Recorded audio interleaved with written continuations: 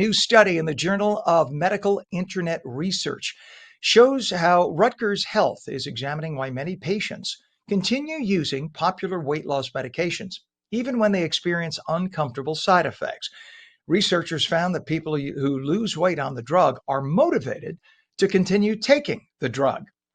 To break down the findings is lead author Abanoub J. Armanious, who is a researcher and graduate student at the Rutgers School of Public Health. We say good morning, Abanoub.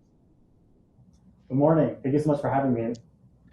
It's good to have you on. And yeah, it's funny because everyone said, "Do you know how to pronounce his first name?" A friend of mine is a Coptic Orthodox, and he always talks about Saint Oh, Abanoub. So I'm like that person who knows how to pronounce your name, right? Who's that's great. That's great. American, as we would say. So I have to ask, and full disclosure, I'm on a GLP-1. I've been on Mhm. Ozempic for about 9 months because I was pre-diabetic. And because I used to be 356 pounds many years ago, had a gastric bypass. I just want to put it out there as we do the interview. So I am one of those people who has experienced the side effects. And exactly what your study found applies to me because there Mhm. are nasty side effects. But once Yeah. I saw the additional weight loss, I said, hey, I'll deal with it. Is that what you've discovered in that study? Yeah, of course. And we've seen this with a population of online medication reviews. And we saw it specifically, I'm not sure which one you are taking, but we saw it specifically with Ozempic, and specifically those that were taking Ozempic for off-label use and weight loss. We saw about two-thirds of the population that we studied did experience some sort of reduction, either in appetite, weight, or just general cravings, and that an associated also two-thirds found that they also experience some sort of nausea, vomiting, or constipation that you may have experienced as well. Yeah, and for those that don't realize, because I've had people ask me, when we go on the drug, if we're a little constipated, we'll just take we'll just take laxative. It doesn't work like that. This is not for those who don't realize. I'm sorry to get a little graphic, a little bit. This is not regular constipation. This is your entire alimentary canal from beginning to end being frozen. So, right, you don't have it's like if I think I could do that to my hand, and if I think I need to go, sorry, but you can make yourself. When you're on this drug, you think it, you want to, but you can't control it. So that's why I know that many surgeons, if you're going to undergo anesthesia now, they make you get off a GLP-1 for a couple of weeks because they're worried about potentially not being able to swallow using your autonomic nervous system, correct? Yeah, we've seen with Ozempic specifically, we've seen that individuals are reporting that it makes them feel full sooner, stay full for longer periods of time, and just overall reduce the hunger sensation that they may experience on a regular basis. And so that may be associated with, you know, the weight loss and the chronic weight management that individuals are looking for in this medication, in addition maybe to a potential type 2 diabetes indication or diagnosis that they may have. So here's a question that happened in this study. Is it strictly the side effect of the drug? In other words, it makes me nauseous, ergo I will eat less, ergo I will lose weight.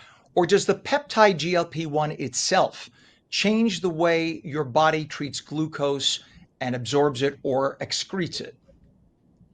Yeah, so that's a little bit hard for us to investigate with our current study because we collect the data at a single point in time. And so we're not able to assess predictors per se. We can understand what is strongly associated with the chronic weight management that individuals are looking for. We do, however, know that Ozempic, similarly to Wegovy, which are two semaglutides manufactured by Novo Nordisk, they, as I said, they make individuals feel full while also reducing overall hunger. The way it works is that it is a single peptide that targets a single receptor by mimicking a hormone that overall kind of regulates that process.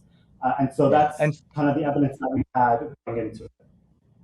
And for the record, yes, I'm actually on Ozempic. I'm on the baby dose, and I'm 6'3", and a big guy on the point 0.5, 0.50, the 50 Mhm. dose, which is the starter dose. It was 50, 1.0, and then 2.0. I don't know how people get to 2.0 because at Mhm. point 0.5, I am never I mean, never hungry. I force myself to have a certain amount of protein every day because I don't want the Ozempic face. I don't want the wasting. A lot of people get muscle wasting, and I exercise. You have to work out. You have to eat your protein. Too many people I know on Ozempic just don't eat, and then they end up gaunt. That's not healthy. That's just as unhealthy as being a little overweight, right? How many people were in this study, and how long did you conduct it? Yeah, of course. So there's we of course it was again an online medication review collection process. We collected a total of 78 reviews from February 2023 all the way to June 2023. So kind of at the peak of the what we call quote unquote Ozempic craze. And so we then went into the thematic analysis process, which very simply means that we try to find recurring ideas and themes across those 78 reviews. Our analytical sample consisted of mainly just 60 reviews because that's when we reached thematic saturation, which basically means we did not find any new information and there was no need to go further and analyze the rest of the sample. Yeah. It is amazing though that I mean, I had lost weight probably 120 pounds with gastric bypass years ago, kept it off. And then to get from like 230 down to 210, 215, I did intermittent fasting, worked phenomenally, kept that off. Mhm. And at 215, Yeah. my blood sugar levels were right at the edge, which is why technically to prevent getting into type 2 diabetes, that's why I went on it, and it was my Mhm. doctor's suggestion, and it did control my blood sugars beautifully. But then I Yeah. dropped another I'm sorry, 35. I'm doing the math. 35 pounds to like 180, and I've been locked at 180 since. I could try to eat anything. I will not gain an ounce as long as I'm on this. So, are you finding that people does? I mean, how much does it change the game? Because this was originally a type 2 diabetic drug that's now being prescribed probably 10 to 1 for weight loss. Yeah, and it's still being prescribed for diabetes. Ozempic is not FDA approved for chronic weight management. Its sister with Novo Nordisk, as I mentioned before, Wegovy, is approved for chronic weight management, and with that, there comes higher doses that are able to be, prescribed. And so that's what makes our study so special is that we're looking at individuals that were specifically taking Ozempic and explicitly, using it for off-label use for chronic weight Gotcha. management.